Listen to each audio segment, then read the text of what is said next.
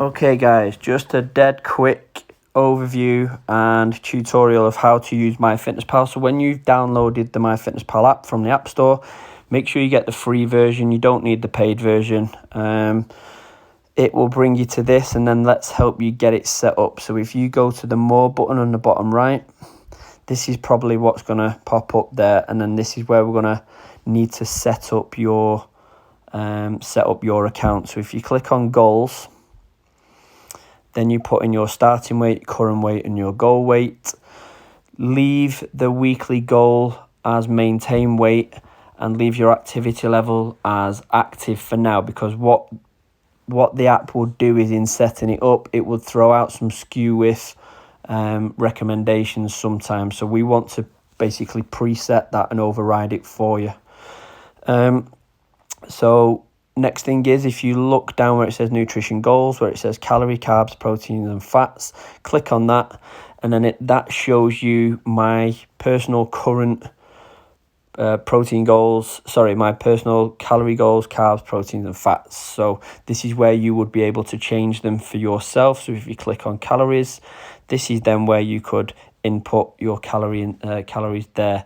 So for instance, if you're just wanting to get this set up and play around with it before we've actually had a discussion and set this up, help you get this set up, I would probably put in 1500 calories to start with, and then I would set your protein, carbs and fats. Protein to 40%, 30% carbs and 30% fats. Okay, so as long as we're hitting the higher protein goal, then you're good. The carbs and fats don't necessarily matter as much. Once that's done, you click on the arrow, the tick button, and then it's done. And then we're going to go back to the main screen. Click on home, and then if you go across the bottom, you'll see there's 1, 2, 3, 4, 5 icons. If you click on the diary, that'll bring up today's diary. So this is for me personally. You can see I've gone slightly over by 35 calories. So there's a lesson for you there. If you can try and stay within 100 or so calories, then you're probably on the right tracks and you won't go far wrong. But you can see there what I've had for meal 1. Let's jump ahead to tomorrow and have a blank canvas, and I'll just show you how to input a few meals. So if I go where it says today at the top and I go arrow to the right, that'll bring up tomorrow. So you can see there it says my goal is 2,700, my food is on 0, exercise is on 0. Just a heads up, please don't connect your watch or your exercise to the app, because what will happen is any exercise or calories burned through exercise or walking, it will then add those calories back on, giving you the false representation you can then eat more calories when we've already preset them, we've overridden it, and we've already made recommendations for you. So please don't add on the exercise. Right then, how do we then go about inputting our food and drinks? We click on the add food button where it says meal 1, and I'm just going to put in, so for meal 1 tomorrow, I will probably have Cocoa Pops. I always have Cocoa Pops. 60 grams. I click on the tick button at the top, and then I always have my Cocoa Pops with a protein shake. So if you have a look down, you can see some previously selected foods or things that I've already eaten in the past. So then I have it with a protein shake. So where it says Diet Whey Belgian chocolate, click on that. Now then, sometimes, so a serving size is 25 grams. Where it says there, number of servings, if I click on that, I can change that to 1 serving or 2 servings. So sometimes, especially in the morning, I'll have 2 servings. In an evening, I'll have 1 serving. So that's how you can go in and just change that from 1 to 2 and so on. Let's go meal 2, add meal. I'll probably have chicken, so I'm going to go search food. Now, instead of me typing in chicken, I'm just going to scroll down, and then you can see there, chicken 200 gram bowl. Click on that, add that in. I'll probably have that with a wrap. So again, meal 2, add food. I'm just going to scroll down, And then you'll be able to see, there we go, plain wraps. Click on that, add the tick button. So that's 2 meals that I've added in there for tomorrow, which are typical meals.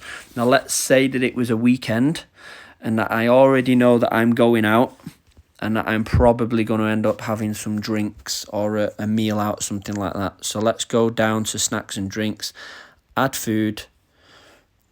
Now search, I'm going to put in gin. And you can see there I've made 2 previous gin and tonic suggestions there. So I'm going to put 5 gin and tonics and I'm going to put the tick button there.